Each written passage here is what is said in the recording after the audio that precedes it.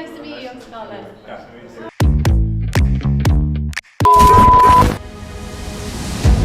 Dalam dunia sepak bola, ada satu manusia yang memang bisa dibilang pantas menyandang gelar sebagai sang dewa transfer. Yap, siapa lagi kalau bukan Fabrizio Romano. Hanya dengan 3 kata miliknya, here we go, Romano sanggup mengubah sebuah rumor menjadi sesuatu yang dipercaya jutaan manusia. Tapi era Romano tampaknya akan segera berakhir. Di balik jargon here we go miliknya yang terkenal, jurnalis satu ini ternyata menyimpan sisi gelap yang perlahan mulai terkuak. Lalu akankah semua ini jadi pertanda kalau akhir Fabrizio Romano sudah dekat? Mari kita ulas selengkapnya.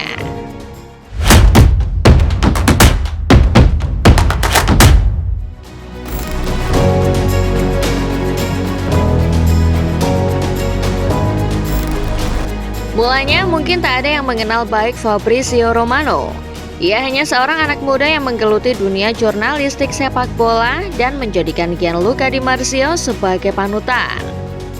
Namun lama-kelamaan anak muda ini tumbuh jadi raksasa baru. Ia bahkan mengalahkan popularitas media-media mainstream macam Sky, BBC, atau ESPN. Posisi Romano kian tidak masuk akal bagi seorang jurnalis sepak bola. Satu kalimat pendek here we go mampu mengubah sebuah rumor menjadi kabar yang dipercaya jutaan penggemar. Bahkan banyak media-media besar berpatokan pada dirinya. Kalau Mas Fabri udah tahu, maka fix udah pasti benar. Romano membangun kekuatannya bukan sekedar melalui tulisan, melainkan kecepatan distribusi. X, Instagram, YouTube, dan berbagai platform membuat setiap breaking news miliknya langsung dikonsumsi global. Sang jurnalis bahkan punya sekitar 150 juta penggemar di berbagai platform media sosial. Reputasinya kemudian berkembang melampaui batas jurnalisme transfer tradisional.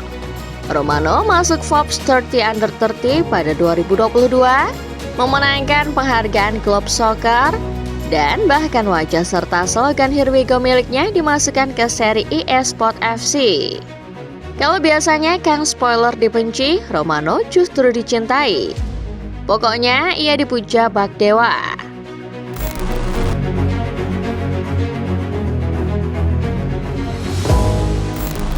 Bertahun-tahun Fabrizio Romano menikmati kejayaannya sebagai jurnalis. Namun musim panas 2026, pria kelahiran Naples itu sepertinya menghadapi tantangan paling berat. Kredibilitasnya dipertanyakan.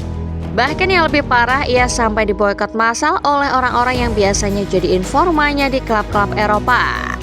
Melansir sejumlah laporan, Romano kabarnya mulai dianggap sebagai pengganggu oleh sejumlah staf klub di Eropa. Biasanya, sang jurnalis akan dengan enteng mendapat informasi dari para orang dalam alias ordal ini. Namun kini jangankan dapat info, baru telepon saja Fabrizio udah kena reject para ordal ini. Ya, ini bukan hal yang main-main. Beberapa pekan lalu internet dibuat heboh dengan perang kata-kata antara Fabrizio Romano dan jurnalis Jerman Florian Plettenberg. Mulanya, Plettigol mempertanyakan laporan Romano terkait transfer Yan Diomande. Tak terduga, perang kata-kata terjadi bahkan sampai merembet ke masalah personal. Dari sana sudah mulai banyak orang yang merasa Romano memang keterlaluan. Namun, boykot tampaknya belum separah sekarang. Yang paling parah terjadi di Reddit. Komunitas terbesar sepak bola r/soccer yang anggotanya sekitar 8 jutaan orang kini memblokir konten dari Romano dan melabelinya sebagai konten hoax alias berita palsu.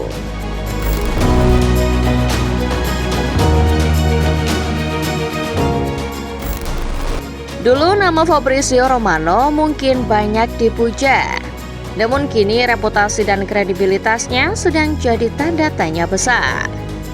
Semua ini gara-gara siapa? Tak lain dan tak bukan, ini adalah ulahnya sendiri.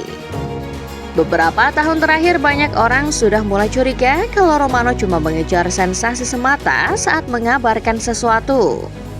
Pada 2023 Romano membuat salah satu blunder paling fatal.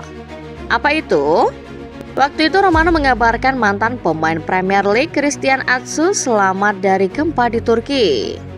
Romano dengan gamblang menulis Atsu ditemukan selamat dan dilarikan ke rumah sakit.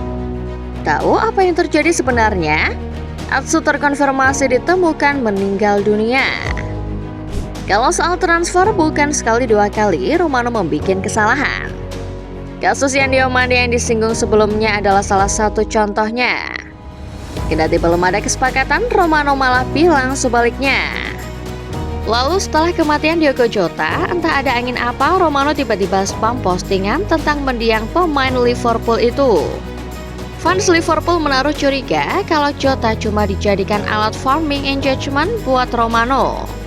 Banyak juga yang mengatakan kalau Romano ini jadi semacam buzzer buat para pemain, pelatih, ataupun klub.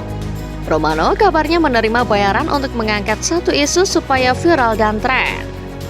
Kalian ingat ketika Romano mencuit kedatangan Patrick Kluivert? Nah, diduga itu adalah salah satu buktinya.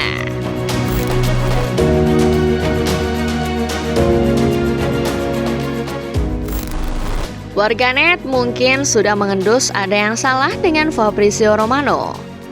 Namun, kalau kalian jeli, beberapa figur lapangan hijau juga sudah memperingatkan kita tentang Fabrizio Romano. Salah satunya adalah Frenkie de Jong, pemain yang beberapa kali jadi sasaran pemberitaan Romano di mana ia disebut bersitegang dengan Barcelona. Waktu itu de Jong beberapa kali diberitakan minta naik gaji. Permintaan itu tak dituruti Barcelona. Nah, menurut Romano, ini membuat sang pemain bersitegang dengan Barca sampai minta hengkang. Tahu apa reaksi de Jong? Ia sampai bikin klarifikasi tersendiri di media sosialnya terkait kabar ini. De Jong memang tak menyebut secara spesifik. Malahan ia menyentil salah satu jurnalis kawakan, Gerard Romero.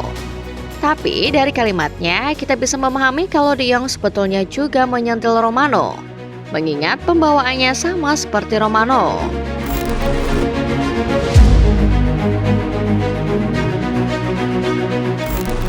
Tanda-tandanya sudah kelihatan. Menghadapi boikot massal dari para penggemar sepak bola, Fabrizio Romano pun bereaksi. Lewat sebuah pernyataan di video YouTube-nya, Fabrizio Romano menebar isyarat kalau ia mungkin akan pensiun. Jurnalis 33 tahun itu bilang, setelah musim panas 2026, ia tak akan mengubah pendekatannya. Mungkin Romano sedang merencanakan perubahan sistem kerjanya.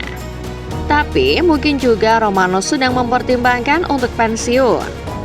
Kredibilitasnya bagaimanapun sudah mulai dipertanyakan. Kalau lanjut, Romano sejatinya sudah kalah perang melawan jurnalis-jurnalis kenamaan lainnya.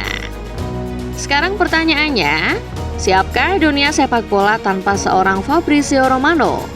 Betul bahwa kalau Romano menghilang, kejutan-kejutan transfer pemain bakal membuat kita kembali bergairah menonton sepak bola. Tapi mengingat Here We Go milik Romano sudah menemani kita bertahun-tahun, tidakkah kita merasa kehilangan nantinya? Sisi baiknya, pendukung akan kembali merasakan antusiasme dan harap-harap cemas menanti seorang pemain datang ke klub favoritnya. Tak ada informasi yang bocor sampai klub benar-benar meresmikan sang pemain. Kita tahu kalau salah satu keunggulan Romano selain informasinya yang cepat, juga penyampaiannya yang lebih mengikuti tren modern. Sementara media-media mainstream lebih kaku, formal, dan terkesan kurang santai. Apapun itu, Fabrizio Romano kini menjadi sebuah ironi besar. Orang yang dahulu terasa seperti dewa transfer, sekarang justru menghadapi pertanyaan tentang masa depannya sendiri. Era Here We Go belum resmi berakhir, tetapi pondasinya sedang goyah dan bukan tak mungkin lama-kelamaan ia akan hancur dengan sendirinya. Kalau kalian sendiri gimana football lovers? Ada yang ikut boykot dan sudah tak lagi percaya sama Fabrizio Romano? Atau kalian justru tim yang mendukung Romano dan masih ingin jargon Here We Go miliknya menemani kita semua? Tulis opini kalian di bawah ya. Jangan lupa like video ini kalau kalian suka, subscribe Starting 11 Moment, dan jangan lupa nyalakan notifikasinya supaya kalian gak ketinggalan setiap update serta bahasan-bahasan menarik seputar sepak bola lainnya. Terima kasih dan sampai jumpa.